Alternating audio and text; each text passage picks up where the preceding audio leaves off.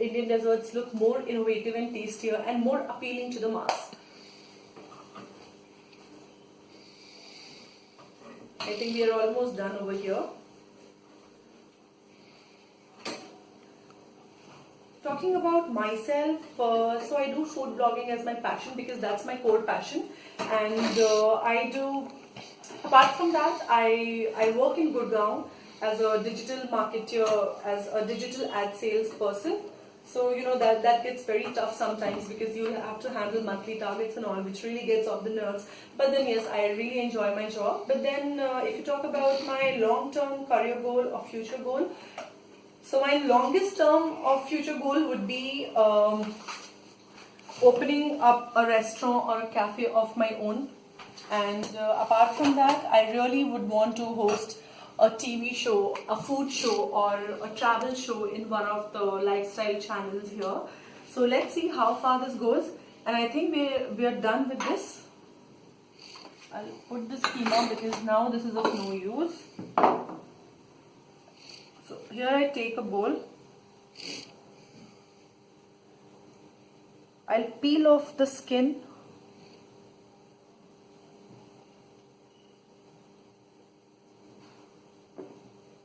I'll peel off the skin of... Now salsa is again a very Mexican dish. And that is why I thought of, because salsa, when we say tomato chutney is enjoyed by every Indian. I mean, it's almost made in every Indian home. But then, yes, salsa is something very different because we give it a different touch by making it raw and using like roasted tomatoes and having other produce as raw. So... And it's always good to use fresh tomatoes and then roast them instead of using a puree, because like anything that you use as preservatives definitely gives a lot of difference to your food, which obviously, I mean, most of the time goes down the drain. So it's better you use always fresh produce that is available in your kitchen, or you buy it from a local store. I'll let it settle for a while. Now what I'll do is, for this we need to also roast some garlic, and so that's why I have some peeled off garlic over here. So for like 2 tomatoes, I'll add 3 garlic.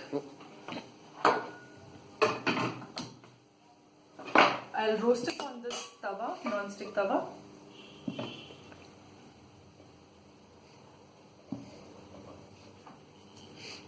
And chicken is also getting marinated by the time. Oh yes, I forgot to add some green chilies to chicken. You can definitely add some green chilies to your chicken to give it a nice and spicier taste. So I'll add 2 of them.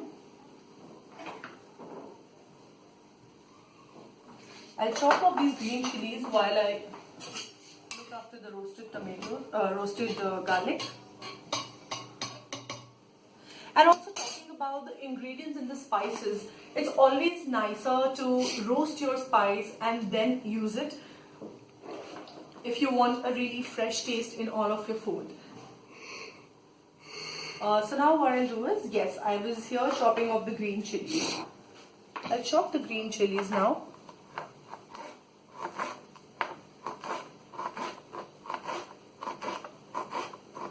And while cooking, it's always important to use a sharper knife, because then you also enjoy chopping, chopping different kind of vegetables while making your favorite dish.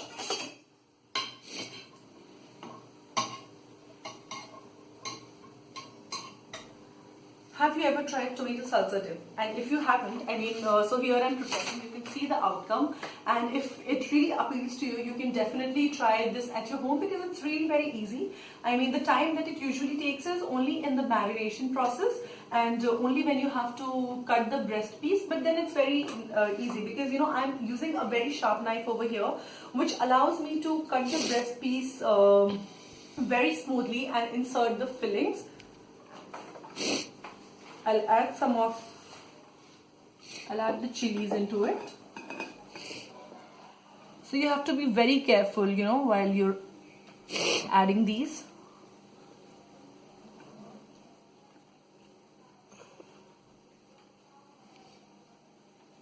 think my garlic is also almost done.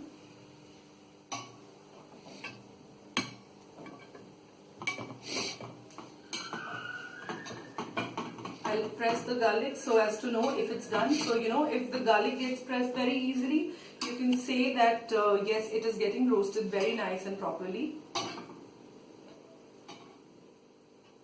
And now, so I have never prepared a dish like this, but then yes, I have had once more totally at one of the very fine dining restaurants in Delhi. But you know, like I am preparing this dish for the very first time because I haven't prepared really something that, you know, making a chicken and inserting chicken inside it. So our garlic is also done.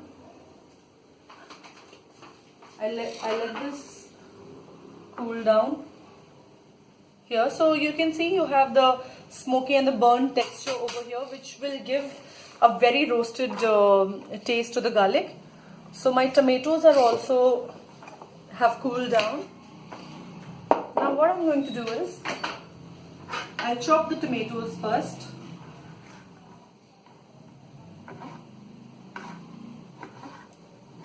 See how juicier they have become.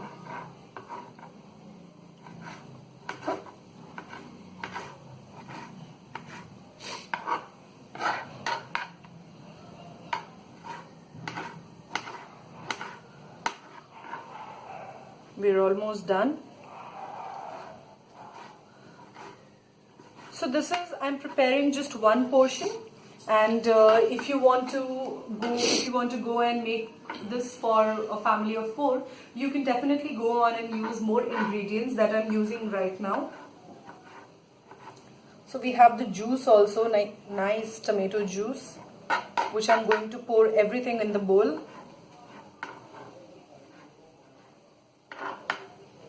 I'm going to chop off the garlics as well.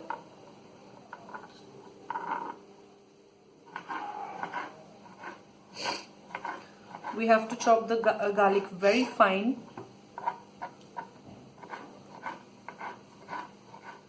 I can sense the aroma that's coming from the garlic. I'll chop this off. Perfect. Now what I'll do is I'll pour everything into this bowl in which we are making the tomato salsa.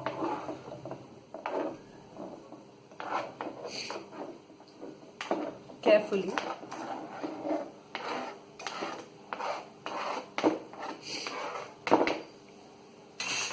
I really enjoy experimenting with new dishes, as I'm experimenting right now with the Bharwa Murg with tomato salsa. And I think, you know, it really gives an edge to your cooking, and it really does gives you a confidence that, you know, you can cook many more things. I mean, even though if you're trying it for the first time, and even though if it doesn't come out nicely, that's totally alright. But then, yes, when you experiment and when you practice and when you do more innovative stuff with your dish, you certainly get an idea. I mean, I'll cut the chilies also. I'm chopping down the chilies, which we will need for a tomato salsa.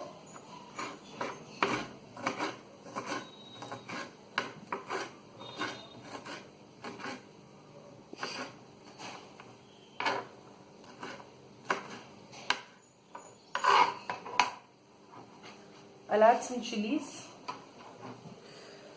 Since I love spiciness in my life and in my food, so that is why I'm adding a lot of green chilies to it. Now I'll add some lime juice. I'll cut 1/4 of the portion.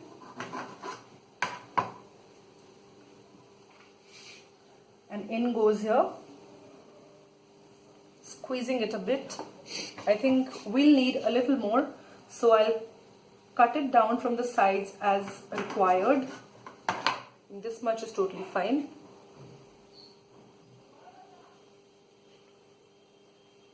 And tomato salsa is usually very tangy. It has got a very tangy flavor, also because of your tomato. So if your tomato is like quite sour, you know, you can avoid adding a lot of lime juice to it. But then yeah, sometimes it really happens that that if you do not have like fresh tomatoes or anything, your tomatoes are not that sour. So you can choose the tanginess level that you want in your salsa. But then yes, when it comes to salsa dips, they are especially like very tangy and chatakdar and all of that.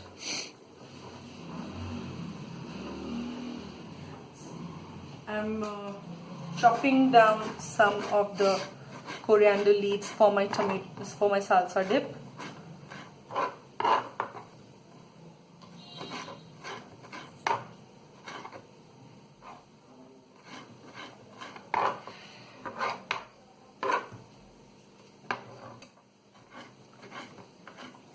And it's always nicer if you chop your coriander leaves very finely, because of the aroma that it emits. It is really aromatic. It goes inside the bowl. I'll use some more because I'm in love with my fresh coriander leaves.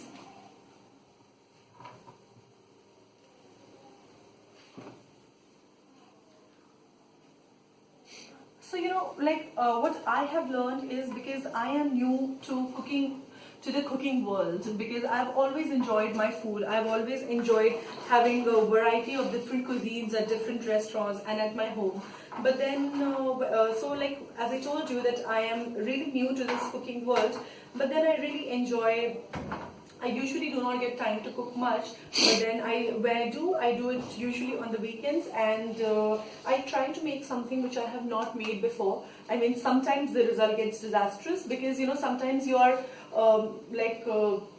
you can say you're not very adept with the skills or the ingredients or the things that goes in there, because you have to be very sure that whatever ingredients you add in your food, it goes into proper proportions. And if it does not go into the proper proportions, it really gives you a very bad result.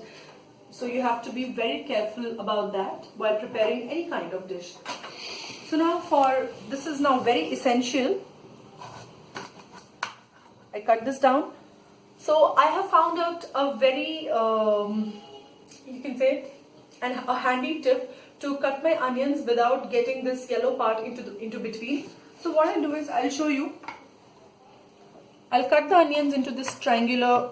I'll cut the yellow part into the triangular shape, so that it just totally disappears. You can see the part has come out, and you can now chop your onion.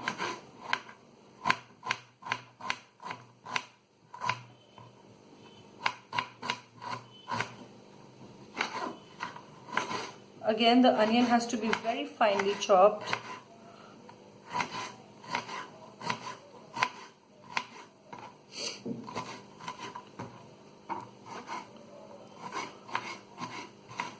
Even when I didn't know how to cook properly, but I was very fond of chopping down vegetables, and whatever came handy to me, whether it was garlic pod or whether it were onions. I've always had fun chopping them. So I'll chop some onions again.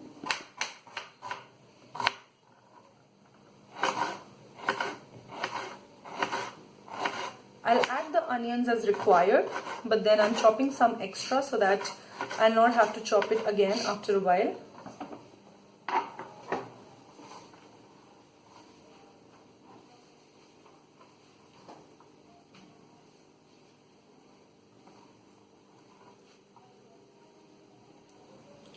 I'm adding the onions in here. I'll add a little amount of salt. Salt again as per your taste level. And it's very I think for me it's very good if I think it's for everyone, it's just a handy tip for everyone, that while you're preparing something for your party or any of the gatherings, and if you have to be sure that the salt level is up to the mark, what you can do is you can just take a bite of the food that you have just prepared, and so that you can be doubly assured that whatever you have prepared, the salt level is just perfect. I'll mix everything up.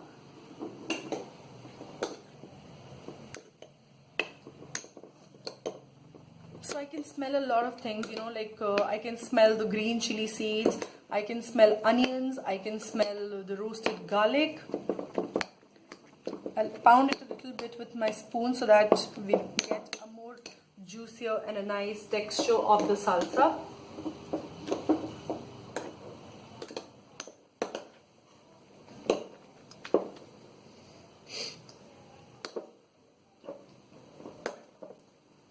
And I'll taste to see, as I told you, the salt level.